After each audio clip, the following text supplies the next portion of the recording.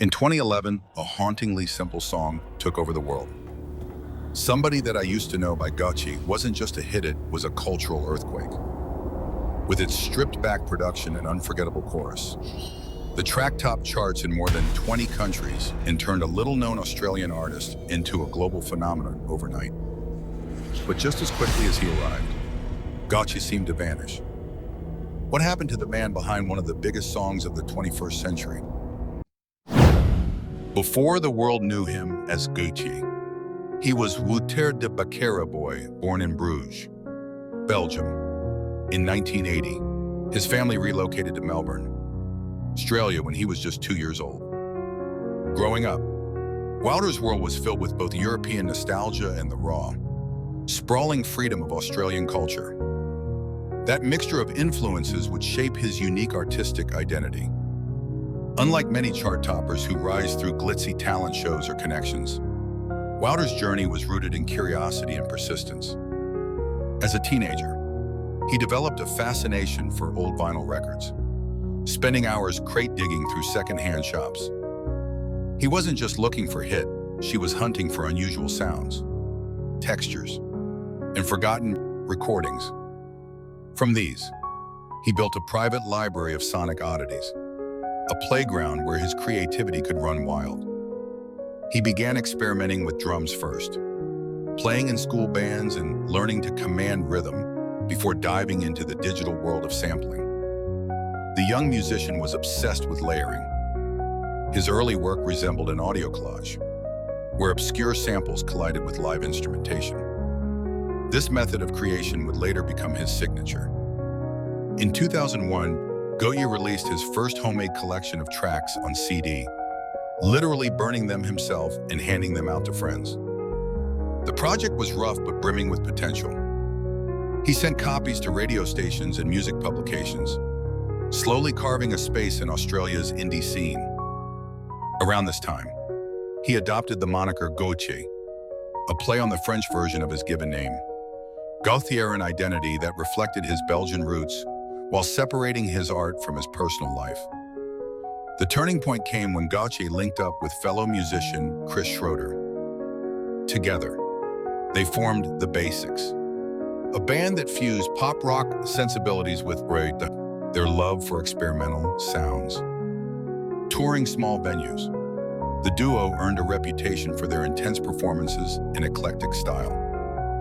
These early years weren't glamorous, but they were crucial in shaping Gotye's discipline and stage presence. By the mid-2000s, Gotye started to attract attention for his solo work.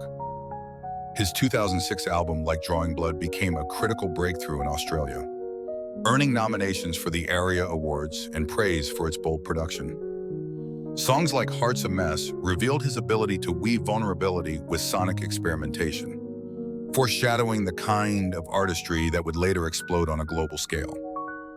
Though success at this stage was modest compared to what was coming, Gotye's reputation as a visionary was cementing.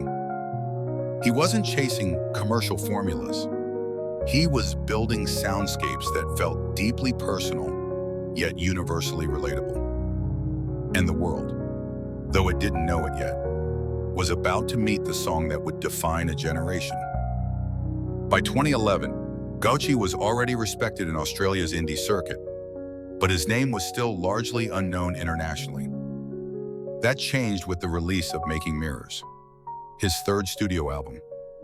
Nestled within that record was a track that seemed, on the surface, almost too simple.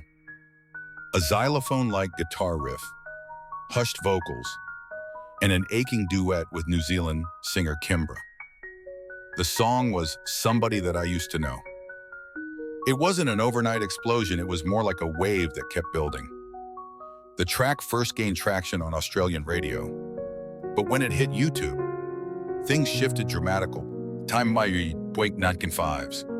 The music video, featuring Gotye and Kimbra painted into the background of geometric art, was mesmerizing in its stark minimalism. Viewers couldn't look away. Within weeks, the video had millions of views, and within months, it was a global phenomenon. By early 2012, Somebody That I Used to Know was topping charts in over 20 countries, including the United States and the United Kingdom. It sold more than 13 million copies worldwide, becoming one of the best-selling digital singles of all time. In the UK, it sat at #1 on the Billboard Hot 100 for 8 consecutive weeks, an extraordinary feat for an independent artist with no massive label machinery behind him. What made the song resonate so deeply? It wasn't flashy. It didn't have the heavy bass drops dominating pop radio at the time. Instead, it was painfully honest. The lyrics captured the raw, awkward silence of a breakup, the part where love has already dissolved, leaving only distance and bitterness. Listeners across generations projected their own heartbreaks into the track. For millions, it became an anthem of quiet devastation. Culturally, Gotye became a symbol of authenticity in an industry obsessed with polish. Critics hailed him as a reminder that emotional depth could triumph over formulaic pop. The Grammys agreed. In 2013, Gotye walked away with 3 awards, including Record of the Year. Sharing the stage with Kimbro, he looked almost stunned, as if unsure how his offbeat creation had carried him to the world's biggest music stage. The success rippled beyond him. Countless covers, parodies, and remixes flooded YouTube. Indie bands, choir groups, and even TV shows like Glee recreated the song. It was everywhere, played in clubs, cafes, and heartbreak playlists alike.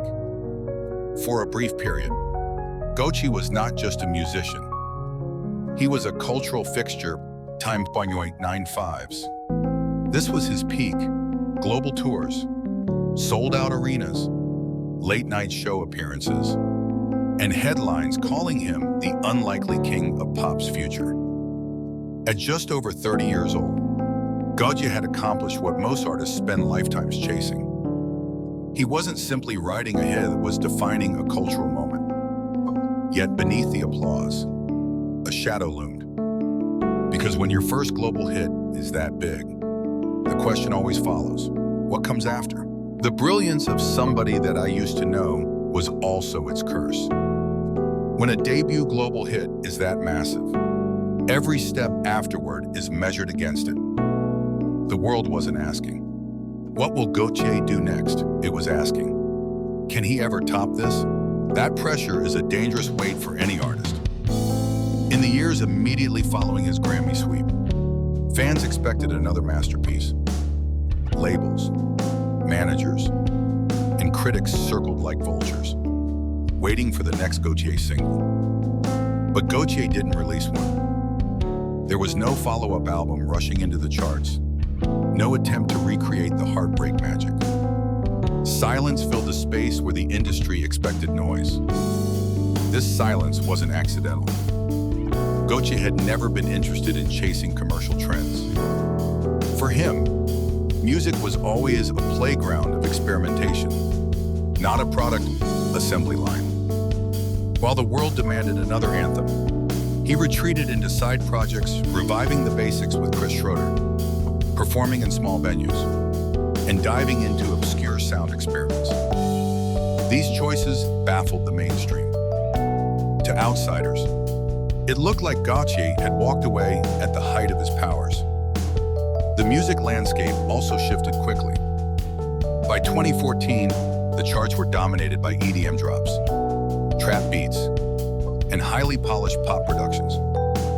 The minimal, indie-inspired sound of Gotye began to feel like a relic of a very specific moment. Fans who once clung to his authenticity started drifting toward new voices: Lorde, The Weeknd, and later Billie Eilish artists who carried their own brand of intimacy and melancholy into the mainstream. Some critics labeled him a one-hit wonder, not as an insult to his artistry, but as shorthand for the cruel reality of pop culture. If you don't keep feeding the machine forgets you. And Gotye, true to his principle, Time Boy 665's, had no interest in feeding it. This fall wasn't marked by scandal. drugs, or public breakdowns. It was quieter, almost poetic, an artist choosing absence over excess. Yet to the outside world, his disappearance looked like failure. One of the biggest stars of the decade had seemingly evaporated, leaving fans confused and hungry for answers. As the noise around somebody that I used to know slowly faded, so did Gotye's presence in the mainstream spotlight. By 2014, while most artists of his stature would have been gearing up for another album cycle, he chose a path almost no one expected. He disappeared from the pop conversation entirely. Fans scoured the internet for clues. Where was the follow-up? Why wasn't he touring stadiums anymore? Rumors swirled. Some said he was trapped by the weight of his hit. Others speculated that he had burned out. And a few even claimed he had quit music altogether. But the truth was simpler, and in some ways, more radical. Gotye consciously stepped back. He refused the lucrative offers from labels and sponsors that wanted to turn him into a brand. He stopped releasing music under his own name, instead investing time into projects most of the public would never hear about. In interviews, he admitted he didn't want to chase fame, he wanted to make art without the chains of expectation. This decision baffled many. At a time when social media was accelerating careers, Gotye had no official Twitter, no push to stay relevant on Instagram, no attempt to keep his face in the headlines. In an era obsessed with visibility, he embraced invisibility. The reaction from fans was bittersweet. Some admired his integrity, praising him for resisting the music industry's endless churn.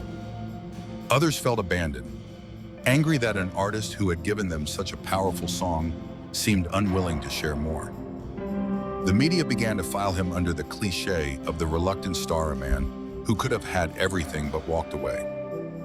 And yet, the absence itself became part of his mystique.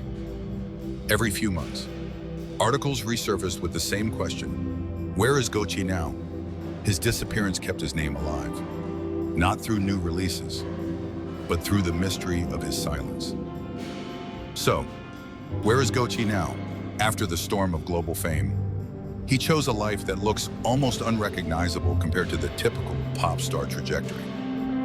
He didn't fade away because of scandal, nor was he chewed up by the industry.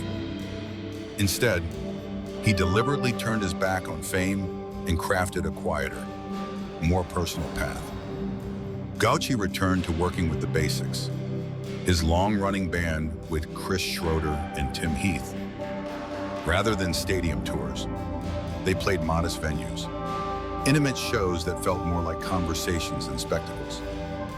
The Basics released several albums in the 2010s, exploring themes far removed from the glossy pop, world political commentary, grassroots storytelling, and raw musicianship. For Gotye, this was fulfillment, making music that meant something to him, without the suffocating spotlight. At the same time, he dove into his lifelong fascination with experimental sound.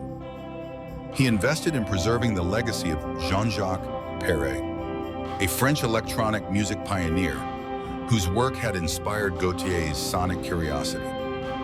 Gotye helped establish the Ondeline Orchestra, a project devoted to celebrating Perret's unique early synthesizer, the Ondeline.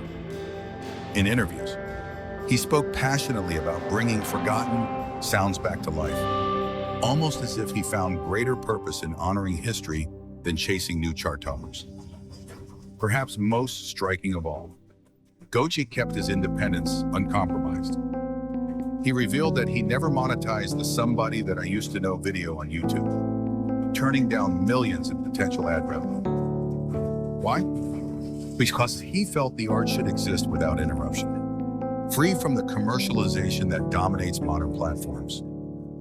In a world where clicks are currency, Gotye walked away from a fortune to protect the purity of his creation. His lifestyle now is far from the chaos of Los Angeles or London. Gotye has settled into a relatively low-profile existence, often in Australia, sometimes in New York.